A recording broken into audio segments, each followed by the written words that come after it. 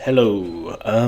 It's been a while. I'm sorry. It's been, I think, a couple of months actually since I've put up a podcast, but it is time for episode six. Um, and within episode six, it's part four of my key factors or whatever it is of how to get the girl. So part four, which is social intelligence. I've been in the gap. I have been paying attention to this. Well, actually, I'll quickly explain the gap. The gap was because I was just basically just going through some things in my personal life which I needed to prioritize, and then I didn't have much time left for this, or even dating really. Like, I haven't really been going out and doing as much as I usually would. I've been dating a bit here and there, but it's not something I've been prioritizing. I've been on a couple of nice holidays, got a new job, and just a few other projects going on which I've been putting into the forefront rather than this. But I'm at a point now where I think it's time to essentially stop the mid-season break and start the second part. So I did look at my notes for the subject of social intelligence throughout the time. I wrote some stuff down, and then I didn't look at it, and then I wrote some more stuff down, and I see that it's roughly the same stuff. So obviously my mind's still in the same place for this, but I'm actually not really going to refer to my notes because I think social intelligence is such a broad subject and very subjective, which is quite important, which is actually quite an important factor of it. But the subjectivity of it is something I want to just let flow naturally. I want to see what happens if I just sort of let it go. So apologies if this appears a bit more rambled and disjointed than usual. And I say more than usual because it's already a bit rambled and disjointed, but them's the breaks. Okay, so let's start off now. So what is social intelligence? For me, social intelligence is... Oh, also, I want to stop quickly. I might get a knock at the door at some point, so you might hear that. So apologies. Social intelligence is... I don't have notes. It's that when you're in a social interaction and you're talking to people, for me, it just means you know how to artfully navigate the situation, whether then you use your social intelligence to move the conversation a certain way, or convince people of certain things, or manipulate situations. It has its good points and its bad points. It could be used for sort of more Machiavellian, underhanded things, but it can also be used for positive things, and in this case we're looking more about seduction. So that's why it's important, and I think it's important for guys in this community to learn it, because this community, for being realistic, attracts guys who aren't doing well with women, and usually that's because they've got some social anxiety or some social sort of issues. Also, I want to profess now, if you do have like a condition like autism or something, I'm not practiced in that at all, so that's probably something you want to discuss with a therapist. Just want to put that out there. But if you're just a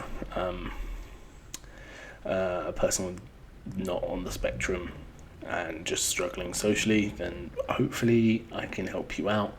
It's not going to be, you're not going to get all the answers in this podcast. That's why I'm doing a series on these kind of things. I'm going slowly because it's going to be a bit of a slow grind, and that's why I always say, you need to put in the work, give it a year or whatever.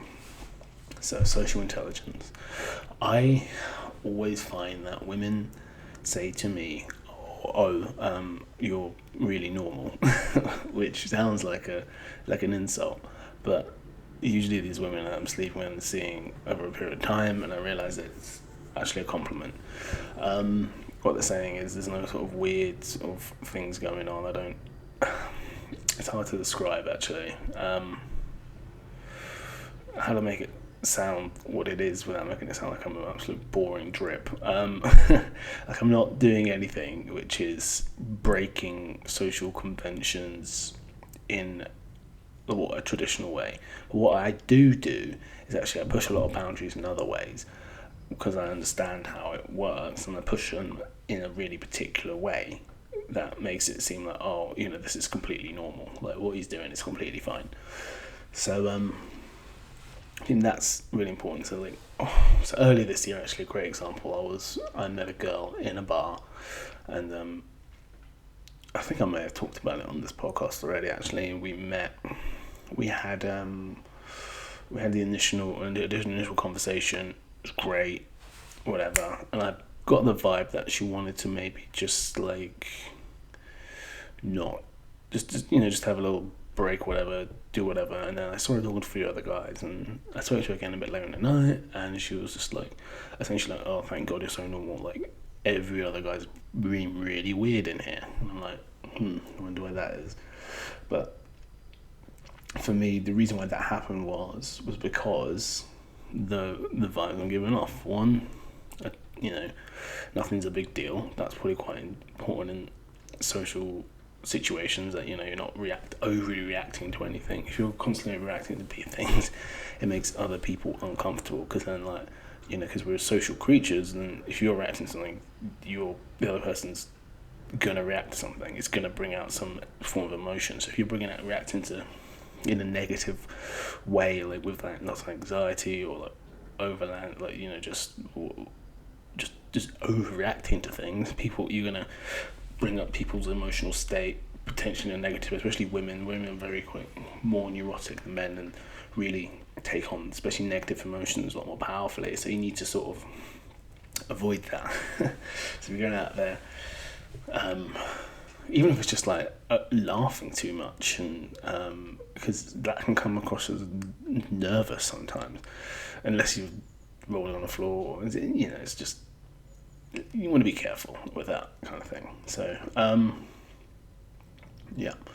so the normal is the important bit. Imagine that's the foundation of the house. It's the brickwork, it's the windows and everything else, and that's what everyone wants. That bit of when you look for a house, you go, right, I want that bit to be the same. I want it to have the windows, I want it to have the doors, I want it to have the roof watertight, I want to have the foundations there so it's not sinking. That's the kind of thing that women see as normal. That's why I say it's a formula. It's probably even up to potentially 90% of any interaction is just dead normal stuff. That's why when you're looking for a new house, you want 90% of it to basically just be generic stuff that you don't really need to think about. A woman, when she's talking to you, she's going to have to think, oh, what's this guy going to do next? Is he going to do something absolutely mental that I can't sort of control with? How am I meant to bring him in front of my friends in that situation? It's these are the kind of things that are going through their heads. This is why 90% needs to be dead normal stuff, not boring. You still have a house and it can still look amazing or whatever, but the core concept of it, if you're thinking about it just in nuts and bolts on paper, X number of windows, one door at the front, one door at the back, that kind of thing. So just keep it dead simple. Don't try and do too much. And then also that kind of relates back to inside. People come in, they want to see certain rooms. They want to see there's a bedroom. They want to see there's a bathroom. They want to see that there's a kitchen area, storage, etc. And that's what, imagine that your personas, the outside bit, and then the inside bit is social intelligence. Is them going, all right, you know how to do this, that, and the other, and there's nothing crazy going on. And then, which when it comes to especially seduction, the seduction, the game, whatever, it's the extra sort of 10 to 15% sprinkled on top. That's the stuff. That's where the winners are made. That's when, I think in America you call it the championship game, or that's when you're in the home stretch, and that's where the difference is made. That 10%, that's when you're in the house and you're going, oh, I love the way that bit is structured in that way, or maybe the decor's already to your particular liking, the way the shower is and stuff like that. Just little things that make it beautiful, and that they're the things that you fall in love with. You don't fall in love with the fact that there's a door and a window. Maybe you fall in love with the style of it, but it's the rest of it. It's something a little bit deeper. I call it the spice. Like, you have a meal. Like, sometimes just that little bit of spice that makes a difference. But you can't have that spice on your own, because if you have all spice, then it's too much. Your mouth's a little bit. It's disgusting. It's not fulfilling.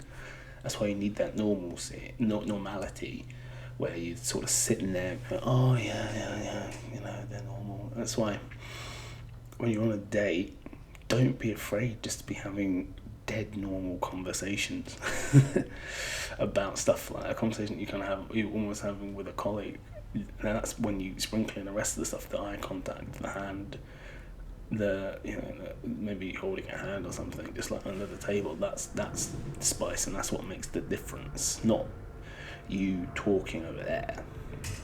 Like, if we're going to think about it quickly, a quick side note, from an evolutionary point of view, like,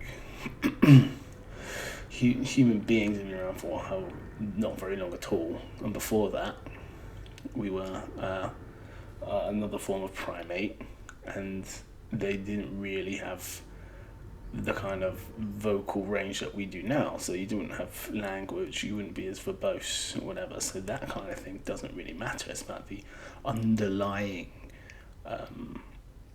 energy that you're giving out, the eye contact, the touching, the general energy of the room is going to be just as, if not more important than the words you're saying. If anything, you speaking in such a normal manner helps her calm down, because like when all those emotions are going off in their body, going, oh god, I'm feeling like this guy's really attractive, but thank god he's talking about something a bit normal at that point.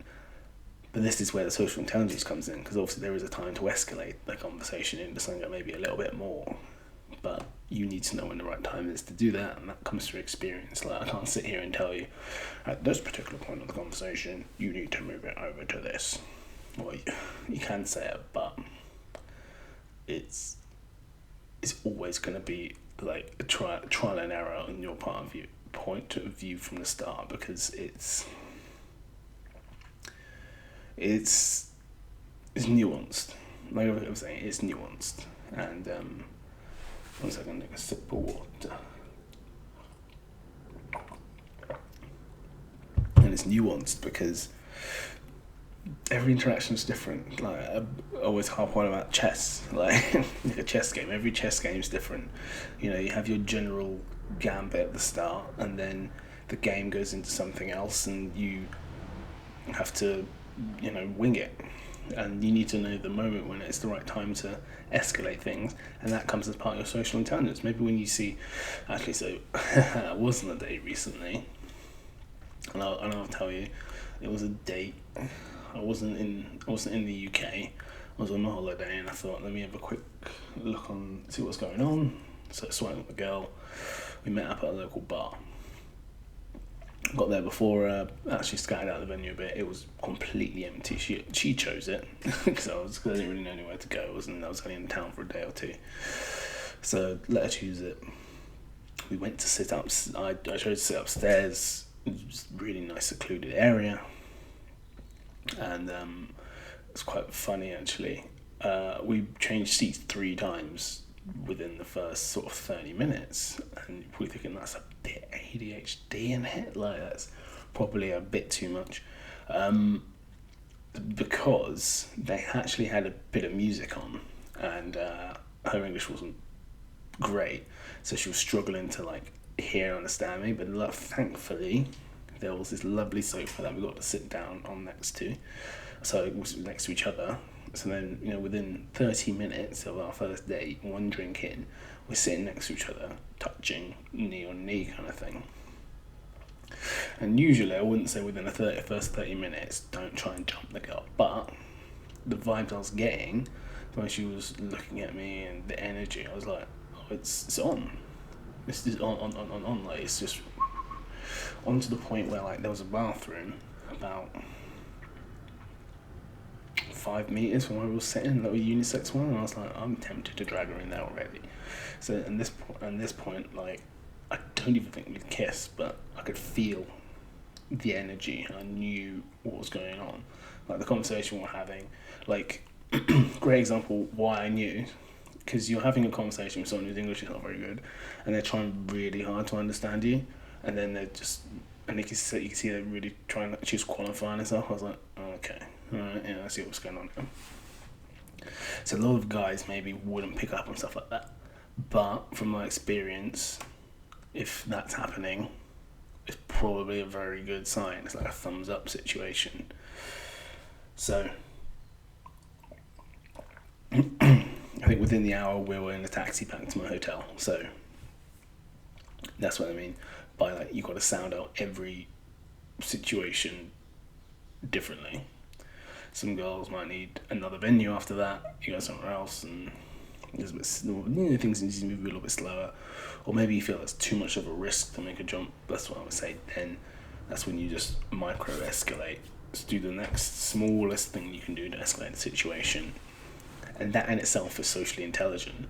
Because imagine like you're standing there on a date with a girl, or sitting there, and then you try and lunge over the table and kiss her. Not very socially intelligent, not subtle. There's no secret society there. That's just her then having to react to that situation. Even if she likes you, she'll probably be like, no, I'm not, like, that's too much for me. That's it's a turn off. But then maybe what is a smaller escalation when you're just sitting opposite each other and you think it's going well? Maybe it might just be a compliment. It might just be like a verbal compliment with solid eye contact, and if she's holding your eye contact, that's a tick off the escalation sheet. She's, you've confronted her, strong eye contact, better verbals, and she's held that eye contact and accepted the verbals and whatever. That's again good. Next thing might be just like asking to see a hand and holding a hand for a little bit too long. Then what would be normally socially intelligent if you weren't hitting on someone? So this is the kind of thing where social intelligence comes into it, and that's why I was saying earlier it's so nuanced, because situations are different all the time. Like generally I use the same method of finding out what her level of interest is, but if you were to watch it, each one is sort of set up in a different way, because it has to be what's the word I'm looking for?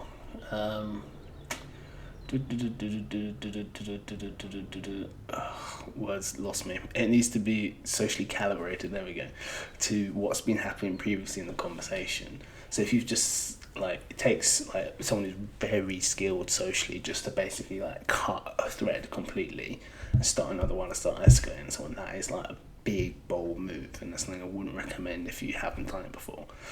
You can do it if the energy's quite good. You could be talking we're talking about taxes. You say, you know what, enough about taxes. I'm looking at your lips and they just look bloody I need to kiss you. And then she'd be like, oh, well, I didn't expect that. Blah, blah, blah, blah, blah. Anyway. But, okay, so in general,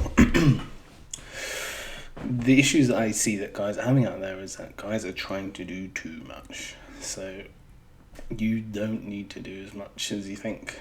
As I always say, keep it simple. Again, smallest possible escalation.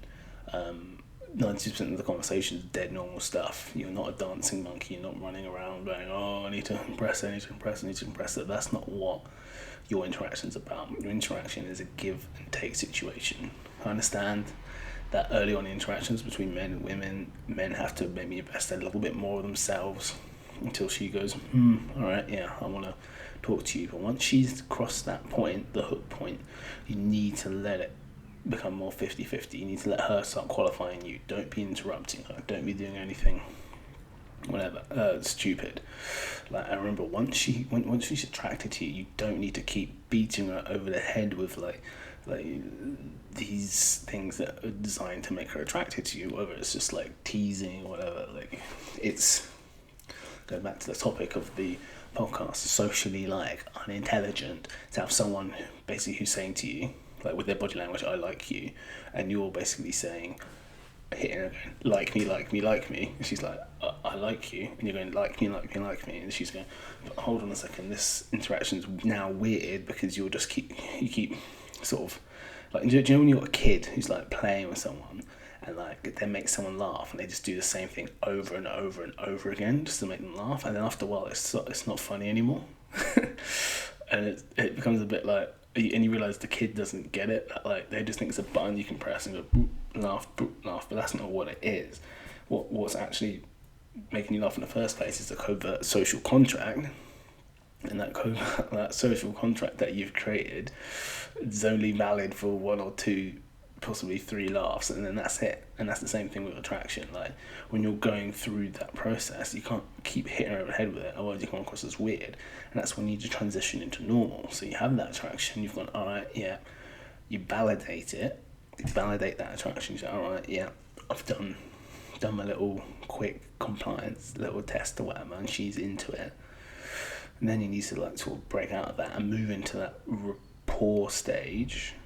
Every now and again, yeah, you can sprinkle a bit more spice on top just to make sure like that attraction's still there and stoke the fire. But that's all you want to be doing, stoking the fire, rather than beating it over the head like a caveman. So that's where your social intelligence needs to be on point. And for my personal journey with it, I, like most people, had to learn the hard way. You learn on the hard, mean streets of the world, like going into bars, talking to people, putting yourself out there. Now, I know socially I'm very good. There's no situation I wouldn't go into where I feel nervous, like job interview, going out by myself in a foreign country, if that's in whatever situation. There is nothing really that would intimidate me anymore. I do remember a time when it probably would have. But now I know I can sit in front of pretty much anyone, bring up a topic of conversation skillfully, and work my way through it. And also then, potentially, if necessary, I can escalate a conversation to something a bit more interesting and a bit more raunchy if I want to. Often I don't. I'm not into that, and as much as I used to. Like, I used to play with that a lot more and be like, oh my god, I can do this, I can do that, I can get this kind of response. A bit like the kid with the making someone laugh, and you realise you're just pressing buttons, but you're not. It's like there's no meat in there. There's no real continuation of the conversation after that point. So once you beat that bit down, then you kind of go, well, what's next?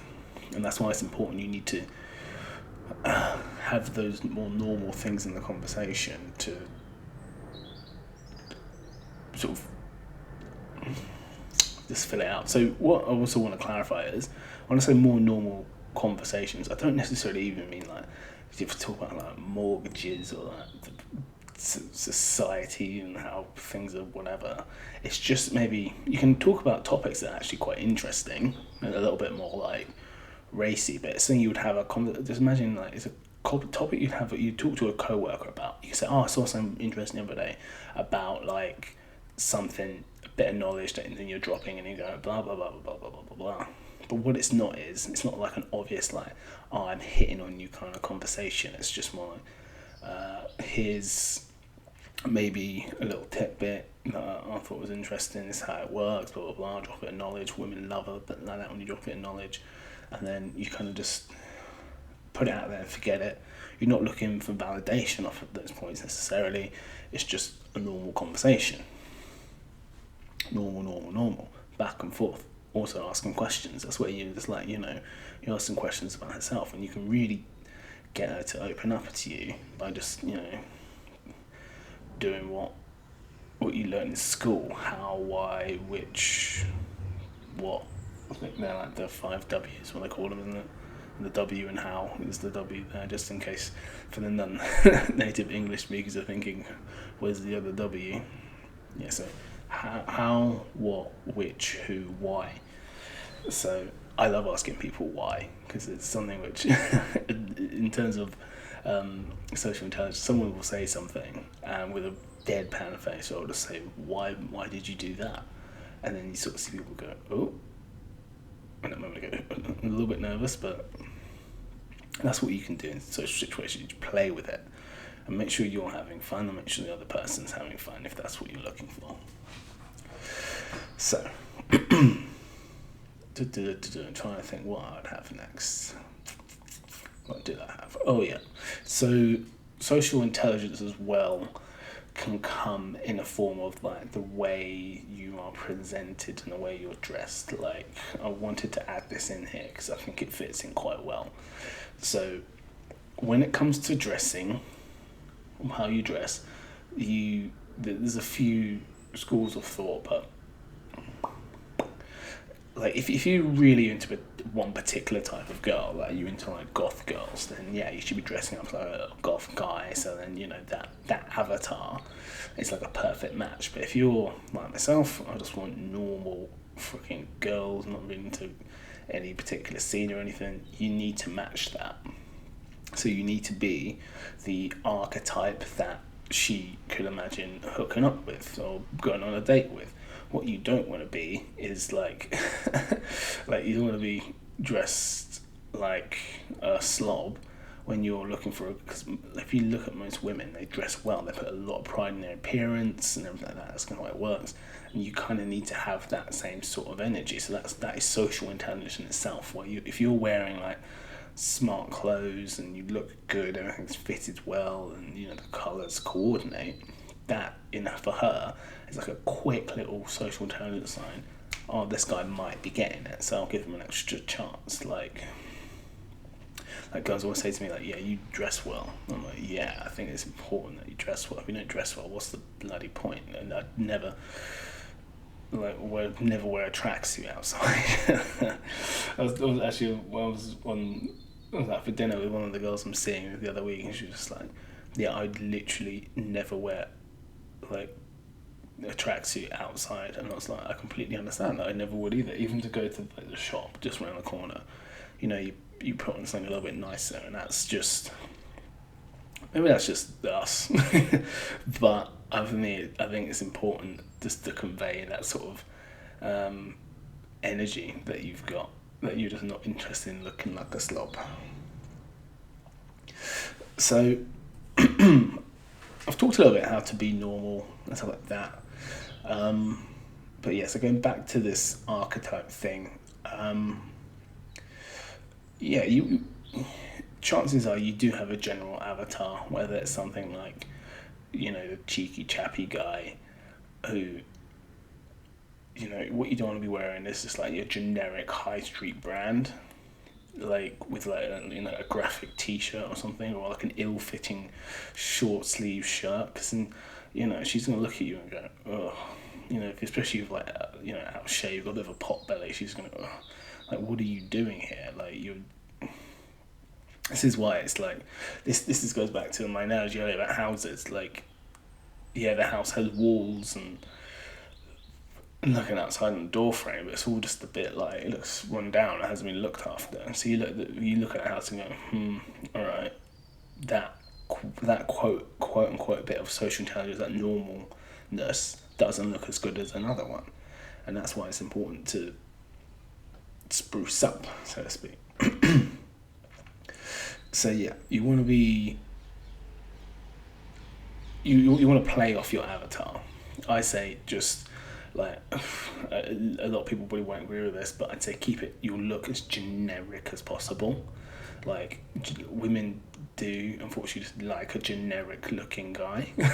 You walk down the street with, like, you see a hot girl and you look at the guy that she's with, you'd be like, oh, that guy actually does look quite generic looking, in the sense that he isn't doing anything outlandish, he's not doing something weird with his look, he's not got like a big lip piercing or something like that. It's a very clean cut look and classic. You know what I mean? That's why my style, actually, I keep it very classic. Low muted black, black, white, low muted colours, maybe the odd like shade of grey, but other than that, that's what it is. And then with that, you can play with it. If you go into certain scenes, you can then stick on a leather jacket, and then suddenly you've got more of like a bit more of a bad boy look, or you can take it off and you look a little less threatening.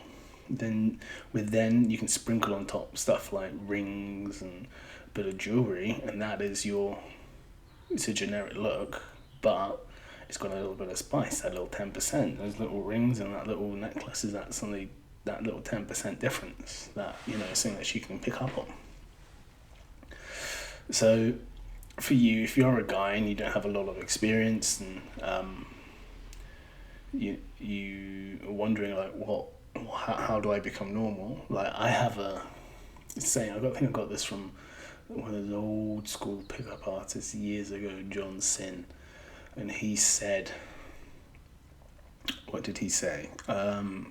He said it's quite simple.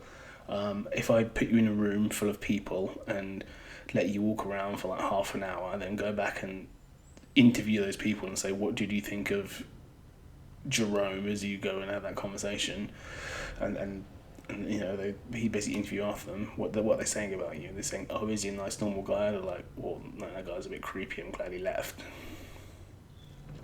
That's like the metric. If you can start there, you can build out. Like, yeah, it's going to take some time, but like being socially intelligent enough to have a conversation with someone and them not thinking you're weird is a great start. Are you being like, it's like, but then how can you measure that in a situation where you're not having that?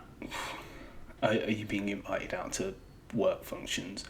If you're inviting people out, are they saying yes, or are they sort of going, oh yeah, in a couple of weeks, next time? Oh yeah, I mean, I get it, people are busy, but no one's that busy. Do you know what I mean? Do they want to hang out with you? Yes or no? And then I guess you think, how do you build up your social intelligence? One, strip it back and start again. Like, if you listen to this and going, oh wait a minute, I'm not very socially intelligent. How can I, like, actually go out there and get some social intelligence again? One is throwing yourself into conversations. I probably had a period in my life, I remember it quite well, where I was probably, obviously not as socially intelligent as I am now, I'm probably just a bit of a dick. I used to go out and I was just a bit too much of a dick, and I remember that thinking, oh my god, actually, I'm a fucking arsehole. I need to work on that. And slowly but surely, I dialed it down, and now, like, what I'd say is, like, I can make a joke with someone. I only do it very rarely now, because I used to do it all the time, like, just like that, again, like kid with the button. I used to make jokes, and then, everyone's like, well, why would he say that? It's rude, or whatever that. So you just need to slowly but surely refine things. Sometimes you're going to go too far, and that's where you need to have your eyes open and be willing to say, all right, I've gone too far with this concept, and I'm maybe doing it a little bit too much. Let me dial it back a little bit, because in moderation, most stuff is good. Most stuff will work for you in moderation, but it needs to be quote unquote field tested. You need to go out there and say, all right, speak to how many people. And the good thing about social intelligence is you don't necessarily have to be, it doesn't have to be speaking with women you find attractive. It can be anybody. You can practice with anyone. So get used to asking those questions. But the 5 W's, like, why? And that's how you become like a good listener. Like, people always say I'm like a really good listener. I do listen, and I really do like retain information quite well. So I can bring it back to someone a bit later on, and they go, "Oh, how do you remember that?" I'm like, "Oh, don't worry about that." It's because I've got genuine interest in people, and that does help. But that's what happened yesterday. Actually, someone was just like, I remembered talking to a guy I probably hadn't spoken to him in a while, and I remembered like talking about his mum, and I said, "Oh, how is she?" And I said her name, and he goes, "How the hell do you remember my mum's name?" I go, "Well, just remember," which I do. So back to that. So how can you improve on becoming more normal? So go out, speak to people, strike a conversation with them. Maybe you're at the bar and you just talk to a guy, and then you just set yourself a little goal of finding out something about him. So like you work on like how you can get like a certain bit of information about someone. Like, not saying that, like, what's your job, but like maybe change that to like, oh, what do they want to be when they were a kid? Because you can't necessarily do that in like one step. So it'll take you a couple of steps to get there, and then maybe you want to another time go like that third level deeper, where like it will take you like 3 steps to get there, and then 4 or whatever. So then you learning how to have conversations, how to maneuver conversations into a way that you want to have them. Like, it's quite manipulative. I remember Max saying, "Oh, you're really quite good at manipulating people. Like she's like, when I watch you in a room, and I can see like when a conversation's boring you, I see how you change the subject and just move it. She goes quite like impressive, and I'm like, but she goes, I now see it when you do it with me, and I'm like, well, yeah, oops. If I'm bored, I'm bored. I'm gonna move the conversation on. Yeah, so then just maybe practice getting on those deeper levels with people, and then you learn. It's like people aren't gonna remember that people aren't gonna unlock a layer below that if they're uncomfortable with you. So that's how you kind of get that positive feedback on what you're doing, and unfortunately I can't put a time frame on it because it depends how quickly you learn as a person, but just work on those layers. So let's. I'm gonna have to absolutely spitball this, but I'm gonna try and get down to do 4 general layers of what you could kind of get down to. So let's go back to the job example. So what is your job? Then maybe the second layer is what did you want to be when you were younger? And then the third layer would be what now. How do you feel like your career is going? Do you feel like you've maybe you're happy with where you are? And then the fourth point is what would it be? Do how? I don't know. Maybe I'm gonna give you 3, but there's many ways you can do this. And then if you want to maybe do that with a woman.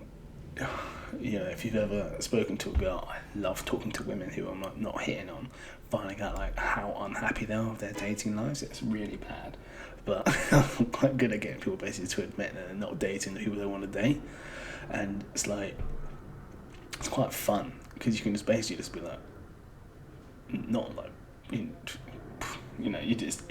it's interesting, and it's really interesting what people say about. Especially when they go on dates, how people are acting, and they're how women are generally, they feel quite unfulfilled, especially these days. It's not good enough, blah blah blah. So, yeah, that's one way you can learn how to improve your social intelligence. I think I might actually wrap it up there. So if you also I have a blog as well, so I know a lot of people know about the YouTube channel because you're on it. But I've also got a blog which is thegrit.blog, very simple to remember. And on there I've put a couple of things, just the core principles that I believe in, and then occasionally I will post a lay report and stuff. I tend not to post lay reports and stuff about when I've just gone on a Tinder date or something, because it's a bit generic and not very interesting to read. Okay. That's something that's come through my door. Thought they were going to knock, but sure, shove it in.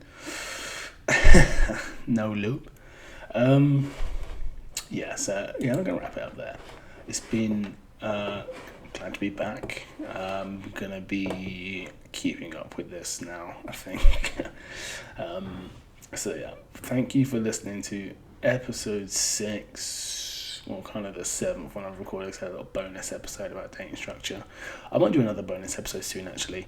But in terms of the series, I can't remember what's actually coming up next, so that's going to be a surprise for you all. Alright, all the best, guys.